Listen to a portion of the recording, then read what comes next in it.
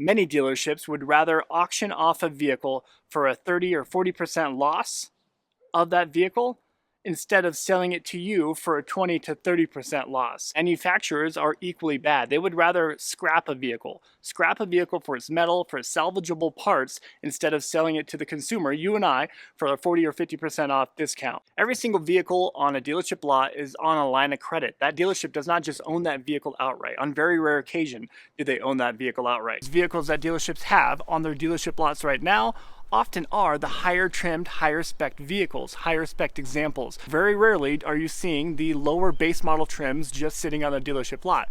That's because people can actually afford the base model trims. Its simplicity can go a long way today. We've seen a 20%, 23% between their decrease in wholesale values across the board just over the last 10 months. A large part of the inventory crisis right now is thanks to Americans going belly up on their auto loans and getting their vehicles repossessed. We're currently seeing the highest levels of 30-day, 60-day, and 90-day auto loan delinquencies within the US, the highest that we've seen since the 08-09 recession. Hey YouTube, Untamed here. With inventory levels shooting to the moon and supply far exceeding demand, it really does begin to beg the question, what happens to the unsold inventory that sits and collects dust on dealership lots? Go to any dealership right now and walk through that lot. You're going to see lines upon lines of unsold inventory.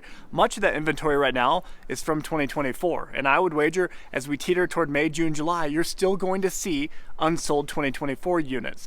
In today's video, I'm going to talk through the series of events that will take place as a dealership finds themselves in a sticky position where they can't sell their old inventory. What happens to it? What tactics can they deploy to try to move that metal? And ultimately, what is the worst case scenario? So stick with me. It's important to start this video off with flooring costs. Every single vehicle on a dealership lot is on a line of credit. That dealership does not just own that vehicle outright. On very rare occasion do they own that vehicle outright. So they have these lines of credit that are just compounding every single month. It's not huge, but when you make it 500, 700, or 1,000 vehicles that are sitting unsold month to month, that becomes a pretty stifling. It's death by 1,000 cuts, ultimately.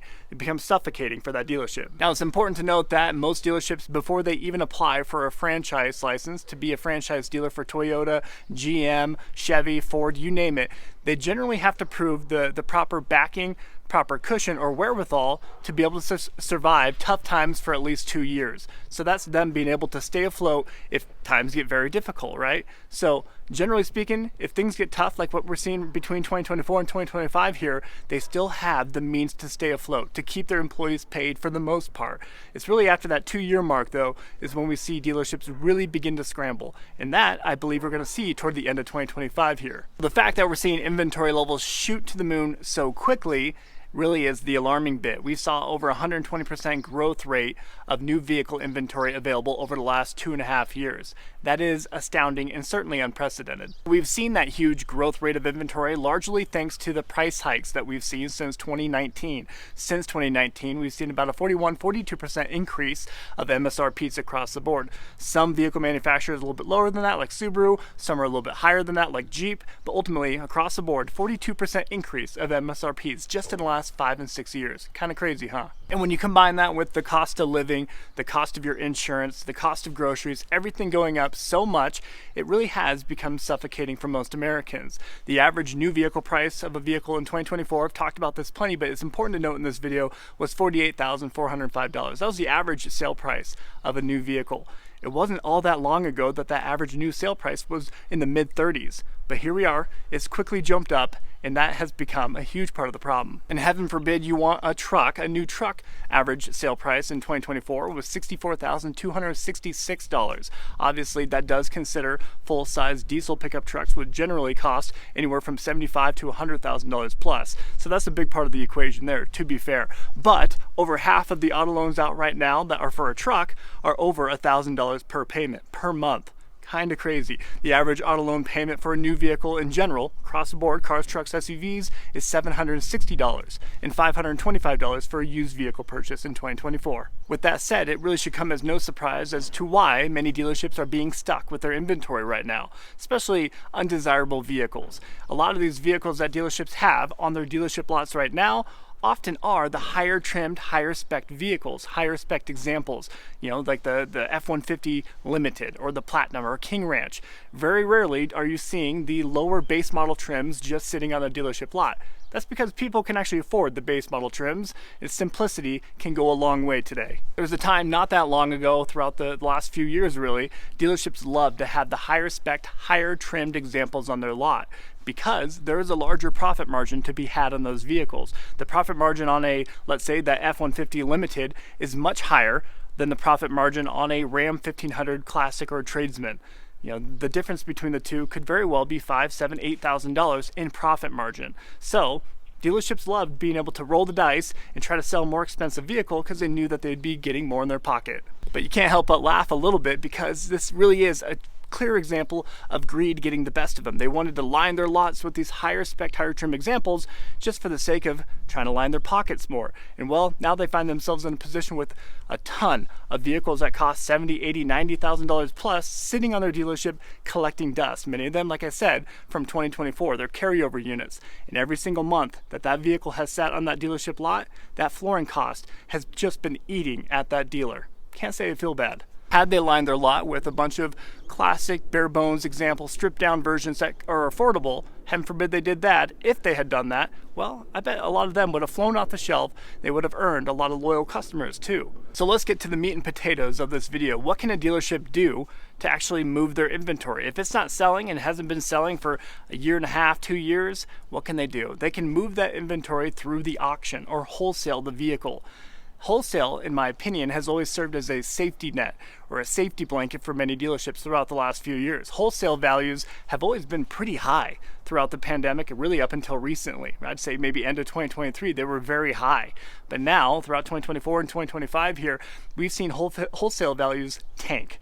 I'm talking, we've seen a 20%, 23% between their decrease in wholesale values across the board just over the last 10 months. So your used vehicle, consequently, is worth a lot less. When you go to trade it into a dealership, they're going to give you pennies on the dollar compared to what you were to have gotten just 10 months ago. Personally, I like the fact that wholesale values have gone down. Obviously, it's detrimental if I were to trade in my vehicles for you and I, but I like that it forces dealerships to actually work with the consumer a little bit more. They were just using it as that safety blanket before because, well, if they couldn't sell it on their lot, well, they would just flick it to auction. And I hated that mentality that they had. But now they don't get that luxury anymore. Well, they don't get that luxury anymore without losing a lot on that vehicle. So I can't say I feel too bad for dealerships seeing the lower wholesale values. Another thing we've seen throughout the last few years is dealers would actually issue their vehicles out as demo vehicles. They would issue them to their sales reps for them to drive around for several months, maybe log 1,000, 5,000, 7,000 miles on a vehicle, and then bring it back into their inventory at really no cost to the sales rep. I've seen this before, sometimes a little bit of a cost, but they'll bring it back in and then sell it for more than its original MSRP. Because if you remember, unfortunately, a lot of very desirable trimmed vehicles throughout the last few years, especially during the pandemic early on, they were going for well over MSRP used. So a lot of people would buy a vehicle if they're able to get it at a sticker price and then be able to sell it a few months down the road with several thousand miles for more than that sticker price.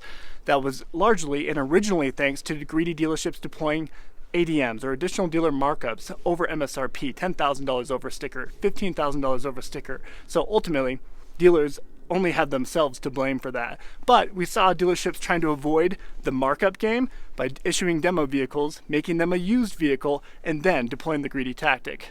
Pretty pathetic. And I hate to say it to our friends up in the north, a lot of Canadian dealerships were doing that because it's actually illegal for them to charge markups straight out of the gate on their vehicles, which I would fully support here in the United States. It would cut out a lot of greed. But a lot of Canadian dealerships were skirting the system by doing that. They would drive around the vehicle as a demo and bring it back into their inventory and sell it as a used vehicle for the quote-unquote market price, which was $10,000 more than its MSRP. We saw this with the F-150 Lightning in particular, if you recall. Every Ford dealership seemingly was just over flooded with F-150 Lightnings throughout the last year, year and a half. But Ford went back to the drawing board and said, well, nobody is buying this truck. Let's end production. Let's cut production for a year and maybe go back to the drawing board after that. So they halted production of the F-150 Lightning, which is also an adverse effect of all this too, right? I never want to see anybody lose their jobs because of it. But, well, if the demand isn't there, we don't need to pump that supply to the dealerships. So many dealerships were actually turning away these allocations, not just for the F-150 Lightning, but so many vehicles that dealers knew would not sell. especially for their market and their region, they knew if that vehicle wasn't going to sell, they're turning away those allocations. They're turning away the deliveries. And that really is unprecedented. Throughout the last 5-6 years, dealers were really clamoring to get inventory, but not anymore because they knew that that would be a huge burden sitting on their lot. Here comes the frustrating bit. Many dealerships would rather auction off a vehicle for a 30 or 40% loss of that vehicle instead of selling it to you for a 20 to 30% loss. And largely this is because dealers didn't want to set a precedent, right? They didn't want to set a precedent like, hey, if I sold this vehicle at a 30% discount, word might get around, and well, that might become the expectation. So for the sake of ease, dealerships would rather just sell it off for a 30 to 40% loss through auction compared to selling it for a 20 or 30% loss to you and I. Kind of pathetic, huh? And manufacturers are equally bad. They would rather scrap a vehicle for its metal, for its salvageable parts, instead of selling it to the consumer, you and I, for a 40 or 50% off discount. They would rather do that, largely because they don't want to ruin the brand recognition. Their brand reputation was selling off a vehicle for pennies on the dollar and taking such a huge loss. That's just a bad look for the brand. And ironically enough, I have a buddy who works the auctions all the time down in Texas. He just recently sent me a note showing multiple brand new Acura MDXs coming across the auction line. Their starting price point was 40% below MSRP. Let that sink in. They would rather take that loss through auction at a 40% cut, just under 40% cut, rather than selling it to the consumer for a 20% off discount.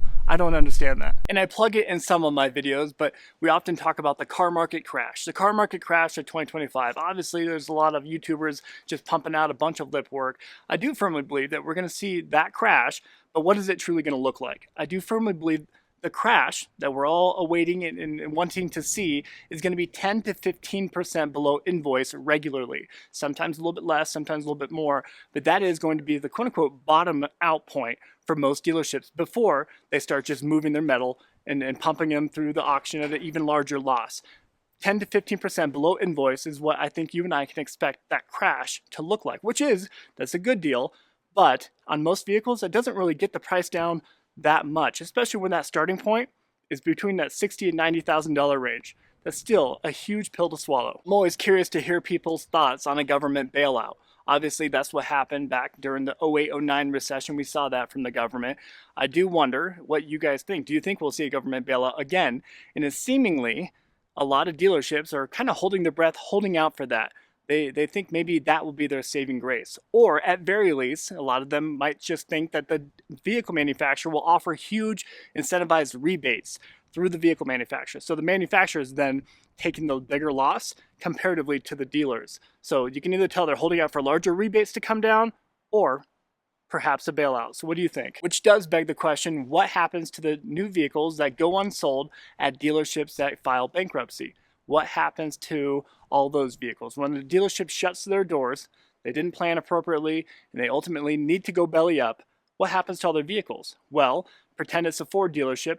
All of those vehicles, all those new unsold Fords will be turned over to the vehicle manufacturer, over to Ford, for Ford to reallocate and redistribute them to other dealerships. So they'll try to pump them back out to other dealerships, hoping maybe they can reposition them in different areas that are seeing better sales and to move that inventory ultimately. So when they go belly up, it's handed back over to the vehicle manufacturer for reallocation and redistribution. What do I think? I think people are really just holding onto their vehicles a lot longer right now. They're no longer running out and trying to buy a brand new vehicle every 3 to 5 years. Rather, people have decided, well, it's much more worth it to just hold on to my vehicle, provide that necessary service, necessary maintenance, and keep that thing on the road for maybe a few more years. Try to keep it 5 to 7, maybe up to 10 years at this point, because it just makes much more sense financially. And well, when people are doing that, that just compounds the issue when it comes to inventory levels. Those inventories keep skyrocketing, and while production of vehicles doesn't just pivot overnight, there needs to be, it's kind of like a slow-moving ship. If they realize and determine that the sales aren't happening, a vehicle manufacturer can readjust their production rates of vehicles, but it just doesn't happen overnight. And oftentimes, by the time they realize they need to change direction, it's already too late. If a vehicle manufacturer ends up pulling a lot of vehicle inventory from a dealership that went belly up and they determine there's no spot to put these vehicles because all the other dealerships within the United States are also overflowing with the same inventory, they do have the option of trying to sell it or outsource it to other countries, sell it in other international markets around the world. Another option that dealers had, a kind of a get out of jail free card with their unsold inventory, was they would sell off their inventory to car rental companies. We saw dealerships and vehicle manufacturers alike deploy this tactic.